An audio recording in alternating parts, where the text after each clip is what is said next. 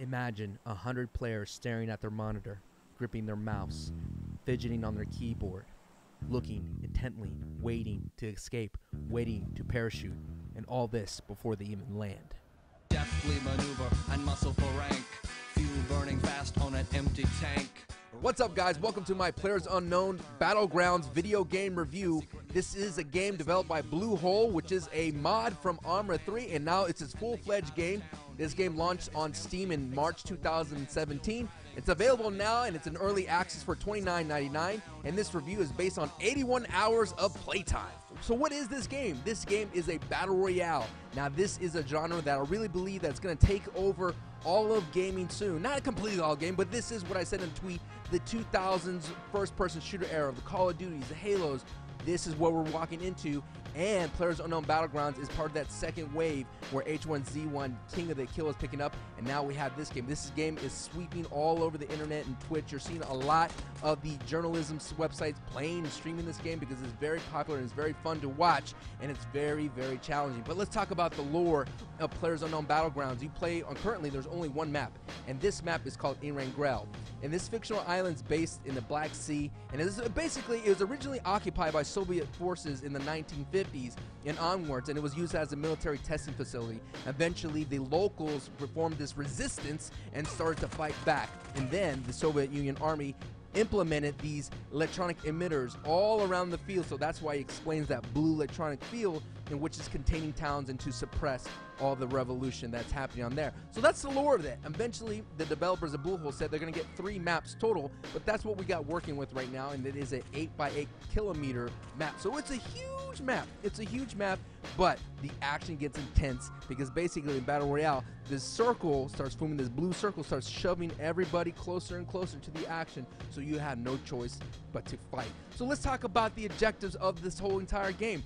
Battle Royale is simply put, you land, you find loot, you find a weapon, you armor up, you do your best to heal, and you do your best to survive. You kill or be killed.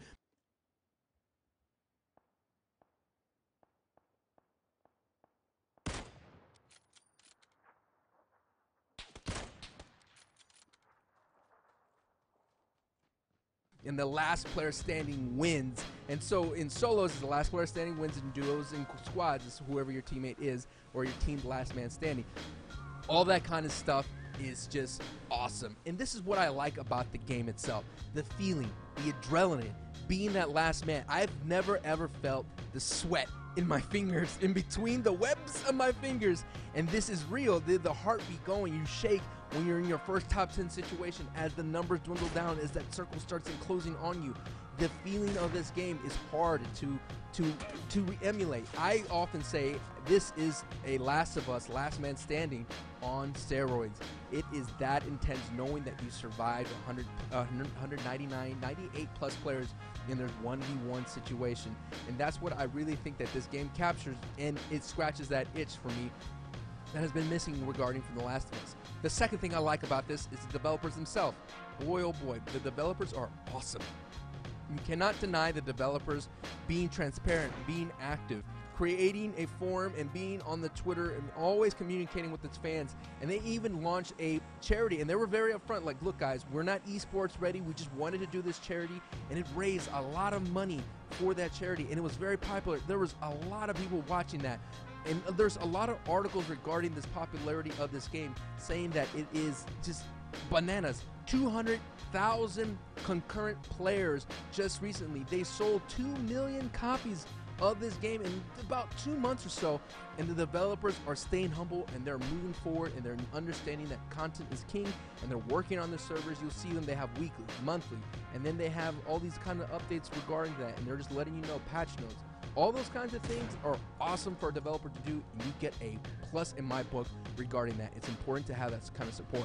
Now, another thing I really like about this game is the learning. There's really awesome learning about video games. That really attracts me when it comes to multiplayer, is the learning factor. So I really enjoy sitting there, figuring out getting better. It's okay to die in this game. So all those kinds of things, learning the terrain, learning the loot process, managing my inventory, all those kinds of things, you know, you're seeing myself move up, getting better and better and better. And all those kinds of things eventually led to my first chicken dinner, which is what they say when you win.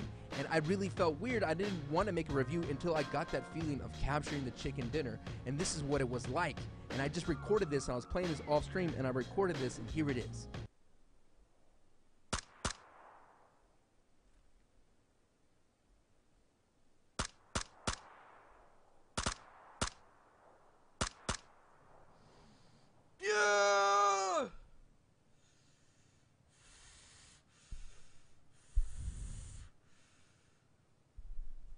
I did it! I did it! That's what I'm saying. That feeling, that intensity, that primal gut reaction that sometimes video games can give us, I really was happy that I was able to get that. And that's what's really cool to me about it, is that eventually you learn and you progress, and you'll see that progression as you play. And even though, yeah, you may be moving up leaderboards, but it's just seeing that internal progression that's really awesome. Here are my concerns regarding the game itself, is that frustrations are not for everybody. This game is easy to get into. It's very casual, easy to get into, very easy to understand, but it's hard to master. And even though you master it, you still are not guaranteed to win. The frustrations of the randoms number game, or the RNG of this game, with the circles, with the loot, with landing, with getting you die instantly, waiting 20 to 10 minutes to jump back into another lobby, all those frustrations could add up. And sometimes glitches happen, considering that it is an early access. But all of that stuff, it's not for everybody. Everybody, you may not like that kind of stuff. You may not like their learning curve. You may not like dealing with an early access game. So if all those things are not your cup of tea, you're going to find some hesitations towards it. But if you can get past that frustration phase, if you can get past that and change your perspective into learning the game mechanics itself, and learning and getting better, and finding a group of friends to play with squads and duos, all that kind of stuff will eventually wear off. Now, the other concern that I have, is the major one that I've been having the slight feeling, is what happens after you win. What happens with that chasing the carrot? Will I become a guy who grinds the leaderboards, and will I enjoy progressing and winning more and more? Or is this one is enough? I'm not quite 100% sure. I just know that I love getting better at this. But if you capture that chicken early, don't take it for granted, because I won in squads very early on in my second day of playing this game, and I haven't came even close to winning squads again. In duos, I've came in top 10, but this was my only solo win that you saw previously. So that's what I'm talking about, is that wearing off of the carrot, so to speak. If that wears off, what do I have left of this game? You know, I've seen a lot of players who win a lot get really frustrated when watching other streams, when they die to stuff, when they're not paying attention, or stuff to that. Some fundamental basics you need to keep up, or you will still die to someone who's just brand new landing or just firing up the game. So those are my thoughts about this game. Thank you guys so much for watching this review. Comment down below, let me know what you think about it. This game will be coming to consoles eventually. It's going to come to Xbox One because they allow early access. But let me know your thoughts and your experiences with that, and give me some feedback regarding this review. Thank you guys so much for watching. I'll see you guys on the next one.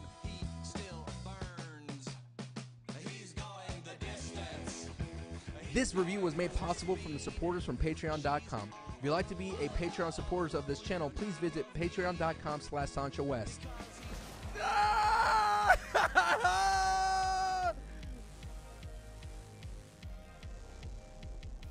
There's a guy right here. He doesn't see me. He sees me.